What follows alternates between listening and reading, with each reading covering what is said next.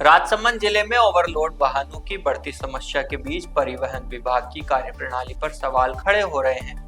विभाग की अनदेखी के चलते अब समाज भी इसी मुद्दे पर आगे आने लगा है। इसी क्रम में समाज सेवी एल पालीवाल ने सड़कों पर ओवरलोड ट्रकों को रुकवाकर ड्राइवरों से ओवरलोड वाहन नहीं चलाने की अपील की। बताया जा रहा है कि आमेटा ने ट्रक चालकों से पैर पकड़कर भी निवेदन किया कि वे ओवरलोड वाहन चलाकर अपनी और दूसरों की जान खतरे में न डालें।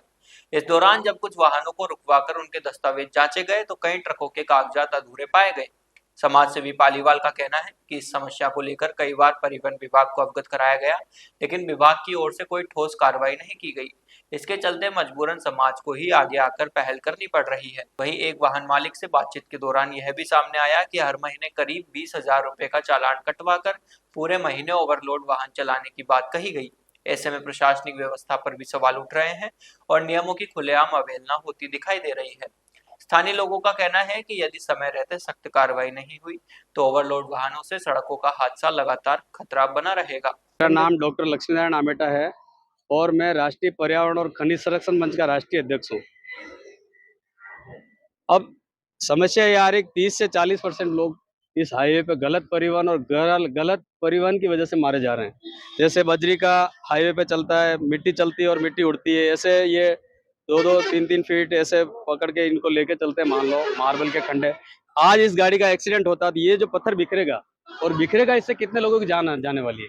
इसी स्पॉट पे आज के 1 महीने पहले वो सैलरी मार्बल की पड़ी हुई है, आप देखो वहां पे एक बहुत भयंकर एक्सीडेंट होता है, कम से कम 4-5 गाड़ी का मोटा मोटी एक्सीडेंट होता है और लोग भी मरे थे। तो इन विषयों पे ये लोग केवल चालान बना के अपनी इतिश्री कर रहे हैं या जो भी राजस्व की पूर्ति करके इतिश्री करते हैं।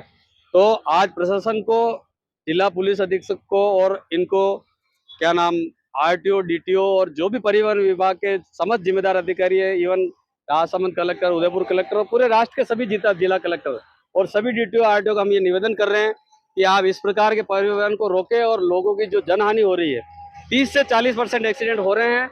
ये लगातार हमने सोशल ऑडिट करी है कई सारे हाईवे पे जाके। हमने अभी ये गाड़ी वाले ओनर से बात करी, इन्होंने भी हम 10-10 हज़ार रुपये का वो इनका ओवरलोड का चालान भरते हैं। ओवरलोड का या किसी गुना का मतलब होता है आप सिंगल टाइम गुना करो, 2 टाइम गुना करो या 3 बार गुना करो, लेकिन ये तो कह रहे हैं हमने तो हर महीने के गुने के पैसे भर देते हैं।